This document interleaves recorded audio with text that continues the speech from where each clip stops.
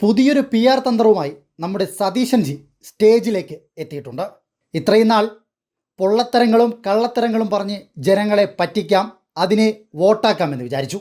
പക്ഷേ അതൊന്നും നടക്കില്ല എന്ന് കനകോലു തന്ത്രത്തിലൂടെ മനസ്സിലായതോടെ ഇപ്പോഴിതാ കരഞ്ഞ് കാല് പിടിക്കുവാനുള്ള ആ ഒരു അടവ് തന്ത്രവുമായിട്ട് സതീശൻജി സ്റ്റേജുകളിലേക്ക് എത്തിയിട്ടുണ്ട്.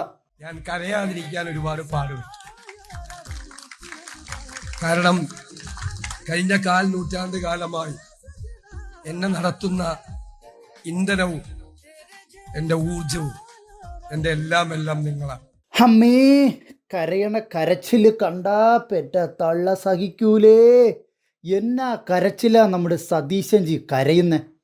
കരഞ്ഞ് മെഴുകുകയല്ലേ. കണ്ണിൽ നിന്ന് കണ്ണുനീര് വരാത്തത് കൊണ്ട് ഗ്ലിസറിൻ വാരിക്കോരി തേച്ചാണ് നമ്മുടെ സതീശൻജി കരയുന്നത്. അവസ്ഥ ആലോചിച്ച് നോക്കണേ. സാധാരണക്കാരെ പറ്റിച്ച് സാധാരണക്കാരുടെ സമ്മതിദാന അവകാശം തൻ്റെ കീശയിലോട്ടാക്കുവാൻ വേണ്ടി സതീശൻജി കിടന്ന് പെടുന്ന പരാക്രമങ്ങൾ കണ്ടിട്ട് എങ്ങനെയാണ് ഈ കോൺഗ്രസ്സുകാർ സതീശനെയൊക്കെ പിടിച്ച് പ്രതിപക്ഷ നേതാവാക്കിയതെന്ന് ചോദിച്ചാൽ ചോദ്യചിഹ്നം മാത്രം.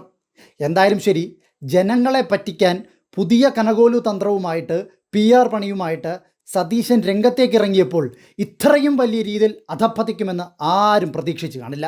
എന്തായാലും ഓരോ സ്ഥലങ്ങളിലെത്തുമ്പോഴും സതീശൻജി കരഞ്ഞു മെഴുകുകയാണ് സുഹൃത്തുക്കളെ, കരഞ്ഞു മെഴുകുകയാണ്. എന്തായാലും ശരി, ഇത്തരത്തിൽ കരഞ്ഞിട്ടൊന്നും യാതൊരു ഉപയോഗവുമില്ല. വാ തുറന്നാൽ പെരും നുണകൾ മാത്രം പറയുന്ന, ജനങ്ങളെ പറഞ്ഞു പറ്റിക്കുന്ന സതീശൻ്റെ നിലവാരം എത്രത്തോളം ഉണ്ടെന്ന് ഇവിടുത്തെ സാധാരണക്കാർക്കറിയാം. അതുകൊണ്ട് കരഞ്ഞു മെഴുകിയത് കൊണ്ടോ കാല് പിടിച്ചത് കൊണ്ടോ സതീശന് വേണ്ടിയിട്ട് ഒരു ഈച്ച കുഞ്ഞുങ്ങൾ പോലും കേരളത്തിൽ നിന്ന് തിരിഞ്ഞു നോക്കില്ല എന്ന് മനസ്സിലാക്കിയാൽ നല്ലത്. എന്നാലും പറയാതിരിക്കാൻ വയ്യ. എന്തൊരഭിനയമാണ് എൻ്റെ പൊന്നോ. ഞാൻ കരയാതിരിക്കാൻ ഒരുപാട് പാടുപെട്ടു.